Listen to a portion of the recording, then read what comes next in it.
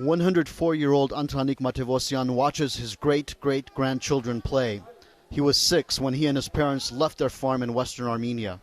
His father was warned their village would be targeted by Ottoman Turk soldiers. My mother covered her face with soot. She dressed as a Kurd. There's a photo of my father. You see he's a man with a moustache. They asked him, "What nationality are you?" And he told them he was a Kurd. If they found out he was Armenian, he would have been killed. Antranik and his parents walked for 300 kilometers to safety. He says he will never forget seeing mothers abandon their children along the way. When they got tired, they couldn't carry their infants anymore. They would throw them in the river. Throwing them in the river was better than leaving them on the ground, where wild animals would eat them.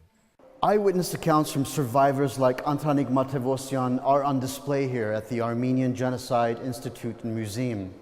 These halls have photographic evidence, archival footage, and written testimonies of the atrocities that Armenians say were committed against them between 1915 and 1923 and beyond.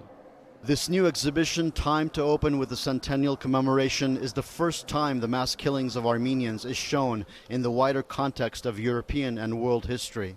The Armenian genocide is not only part of Armenian history and memory, at the same time it's an unalienable part of the Turkish history and memory.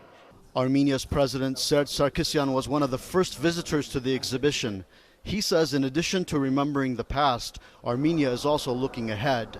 That's why it's not putting any preconditions for establishing relations with Turkey. We have not said that you should recognize the Armenian genocide to establish normal ties. Our position is fair and constructive. In Yerevan's open-air market, many are still demanding acknowledgement from Turkey. They have to admit it. They absolutely have to admit it. I'm the witness. For us to go on as a nation, the wounds need to be healed.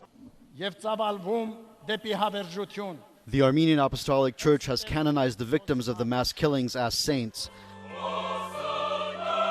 This centuries-old pontifical ceremony has not been seen for more than 400 years. Armenia's message 100 years on is that it's important to recognize what happened in the past and condemn it, hoping tragedies like this are not repeated in the future. Chaderjian, Al Jazeera, Yerevan.